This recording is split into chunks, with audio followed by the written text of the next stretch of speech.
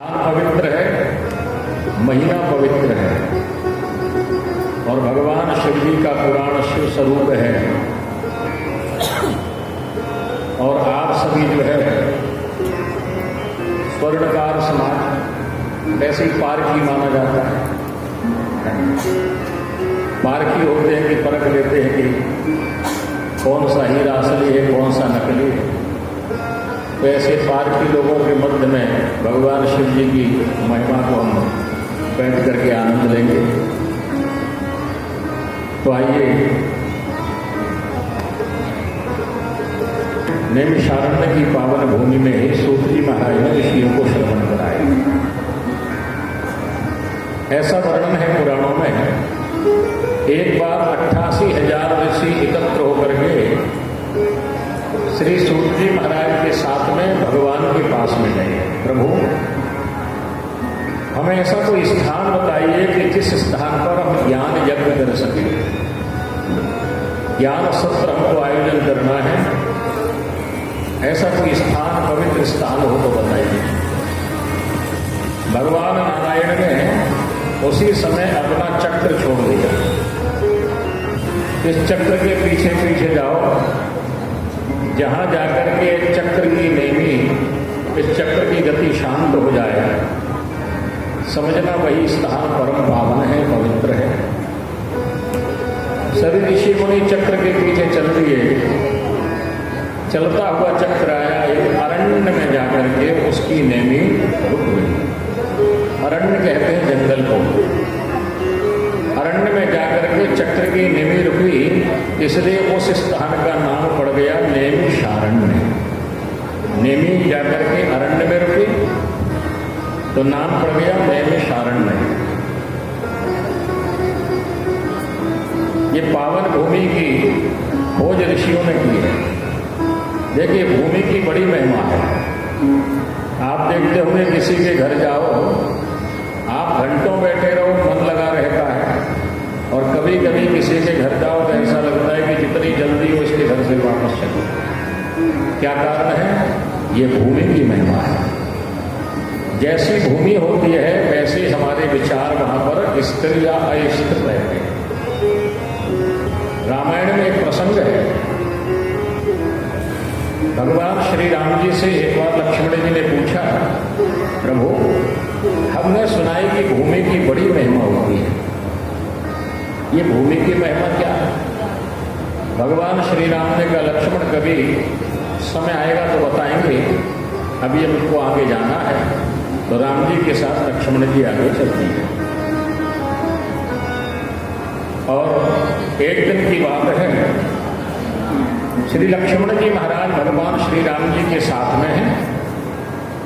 राम जी एक ऐसे निर्जन स्थान पर रुक गए जहां पर कोई तपस्वी ज्ञानी ध्यानी की कुटिया नहीं थी। सीता जी भी हैं। अब तो मेरे बड़े भैया राम जी को मिला है और उनकी अरदान में ना तो मुझे वनवास हुआ है और ना मुझे आने की जरूरत थी। यहाँ व्यवस्था ना कोई आराम, मत जंगल में भटकते हो। ऐसे विचार लक्ष्मण जी के मन में आए। लक्ष्मण जी को समझ में नहीं आया कि विचार आगे हो रहे हैं। बस राम जी के प्रति आगे चलने को तैयार हुए तो भगवान ने कहा, अपने उपवस्त्र में या भी थोड़ी सी मिट्टी बांध लो, थोड़ी सी मिट्टी में चलो। तो लक्ष्मण जी ने भगवान की आज्ञा मान करके उस मिट्टी को बांध लिया और उसको लेकर के चले। अब लक्ष्मण जी मन में सोच रहे हैं कि देखो, इतने बड़े जंगल में मिट्टी की कोई कमी है क्या? अब ये मिट्टी और उठवा रहे हैं। फिर मन में सोचे कि मैं तो आ ही गलत गया, लेकिन हम आ गए हैं तो चलना पड़ेगा। आगे बढ़े भगवान श्री राम, एक ऋषि का आश्रम आया। भगवान ने हाथ पैर धोए। लक्ष्मण जी से कहा, मिट्टी की पोटली यही रख दो और तुम भी जो है अपने हाथ पैरों को पवित्र करके, आचमन करके ऋषि के आश्रम में उनके दर्शन करें।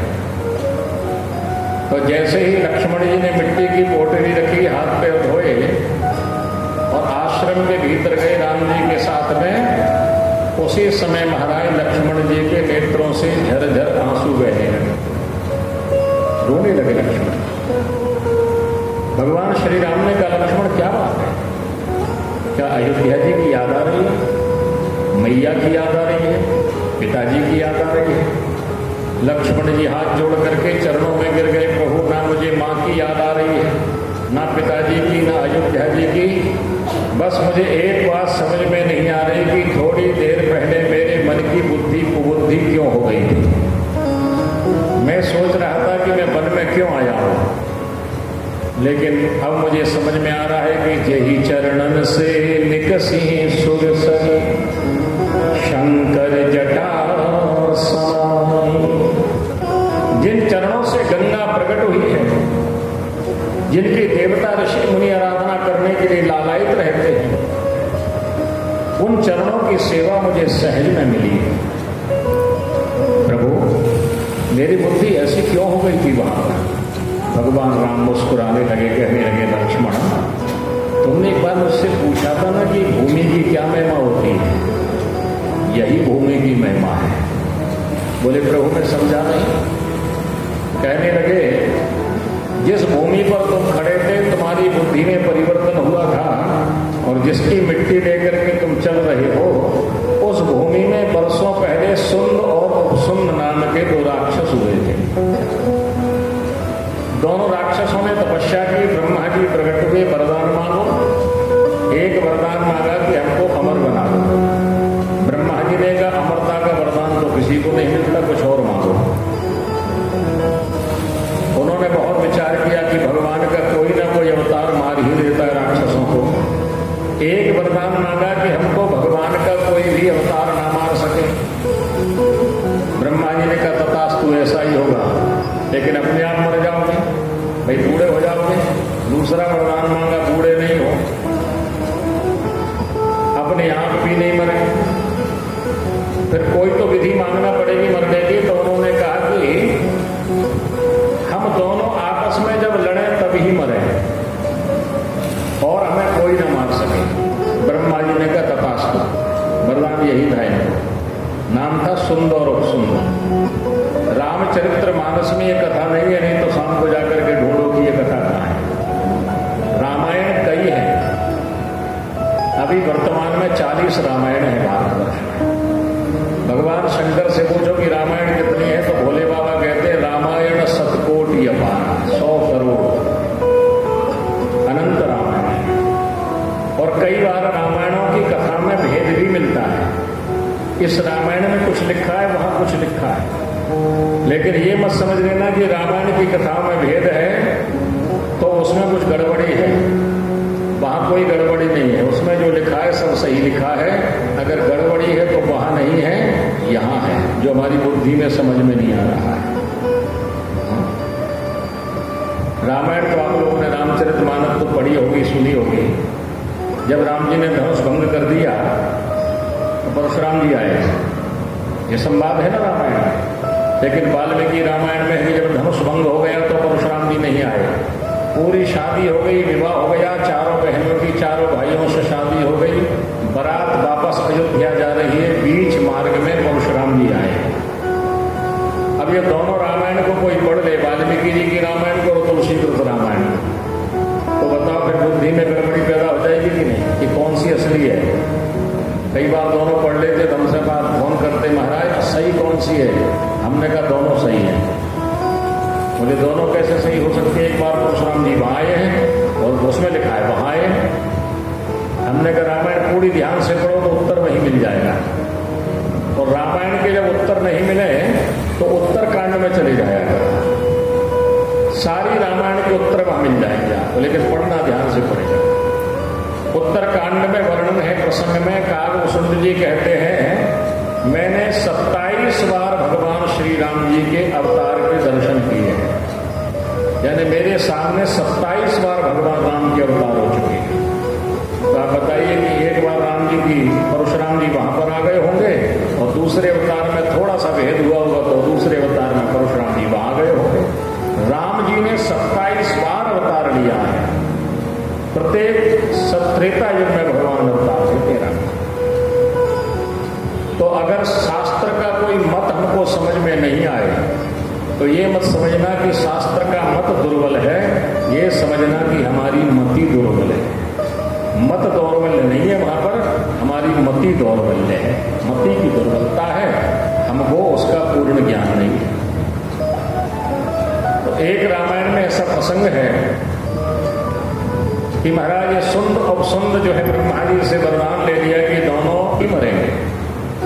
कभी लड़ते नहीं थे, देवताओं पर आक्रमण कर दिया, जो भी मिलता आधा आधा बांट लेते।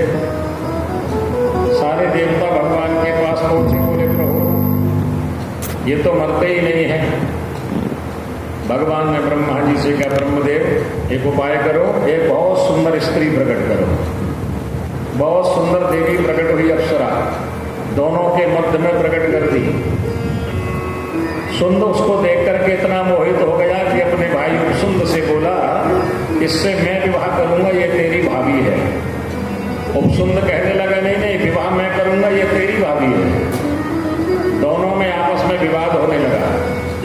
अब विवाद जब होने लगा तो वो देवी कहने लगी, तुम दोनों क्यों विवाद करती हो?